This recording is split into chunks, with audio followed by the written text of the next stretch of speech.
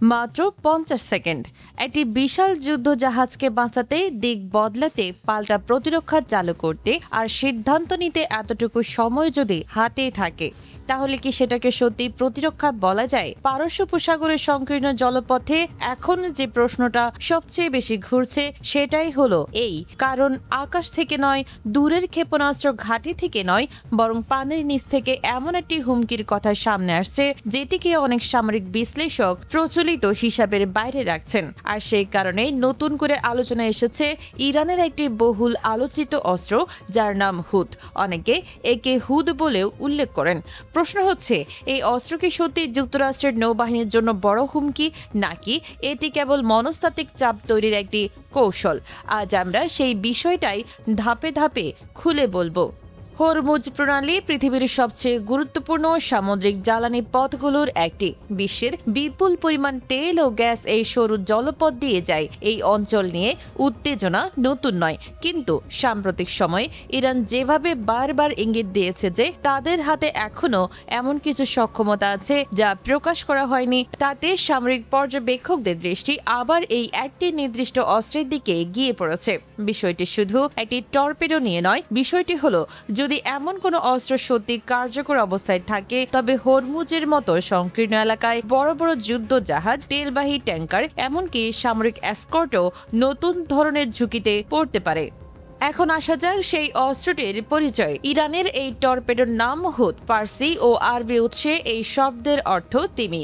নামটা শুনতে সাধারণ মনে হতে পারে, কিন্তু এর পেছনের প্রযুক্তি মোটেও সাধারণ নয়। এই টর্পেডোকে ঘিরে সবচেয়ে বড় দাবি হলো এটি সুপার ক্যাভিটেশন প্রযুক্তি ব্যবহার করে। সহজ ভাষায় বললে, সাধারণ টর্পেডো যেমন পানির মধ্যে প্রপেলার ঘুরিয়ে এগোয়, হুদ তেমন ভাবে চলে না।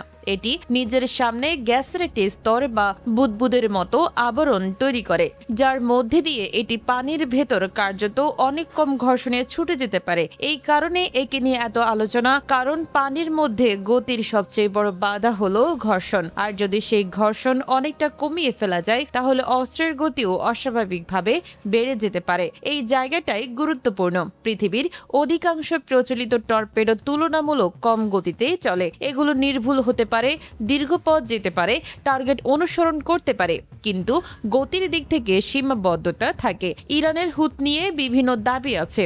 কিছু বিশ্লেষণে এর গতি ঘন্টায় 350 থেকে 360 কিলোমিটার বলা হয়, আবার কিছু সামরিক আলোচনায় আরও বেশি, এমনকি 600 কিলোমিটারের ওপরে যাওয়ার কথাও শোনা যায়। তবে এইসব সংখ্যার সবগুলো স্বাধীনভাবে যাচাই করা যায়নি। এখানে সতর্ক থাকা জরুরি। তবু যে বিষয়টি নিয়ে সন্দেহ তুলনামূলক কম, তা হলো এই অস্ত্রটি যদি কার্যকর সুপার ক্যাভিটেশন ক্ষমতা নিয়ে থাকে, তবে এটি সাধারণ টর্পেডোর তুলনায় অনেক বেশি দ্রুত গতির, আর সেই গতি মূল আতঙ্কের কারণ।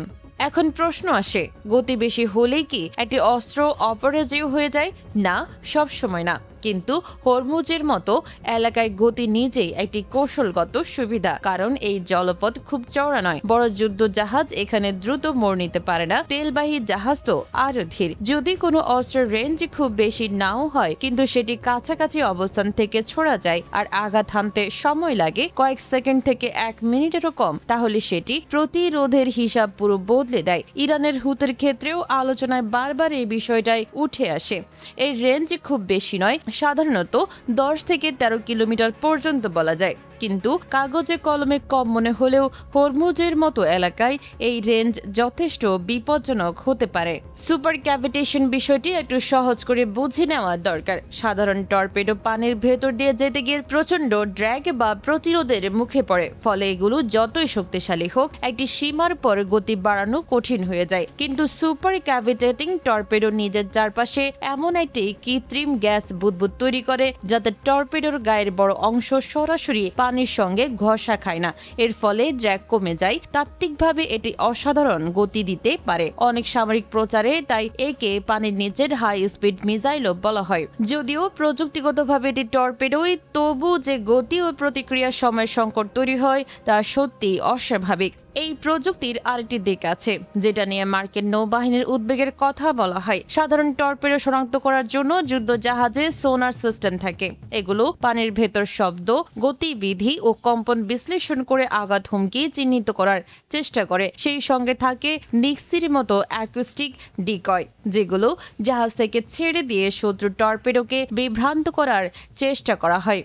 শেষ পর্যন্ত হয়তো সবচেয়ে গুরুত্বপূর্ণ প্রশ্নটি খুব সরল। যদি একটি অস্ত্র ব্যবহারের আগে প্রতিপক্ষের কৌশল বদলে দিতে পারে, তাহলে সেটি কি ইতিমধ্যে তার কাজ করে ফেলেনি? হরমুজের উত্তপ্ত পানিতে এখন সেই প্রশ্নই ভাসছে, আর তার উত্তর নির্ধারণ করতে পারে শুধু একটি যুদ্ধ জাহাজের নিরাপত্তা নয়, বরং মধ্যপ্রাচ্যের পরবর্তী সামরিক সমীকরণও।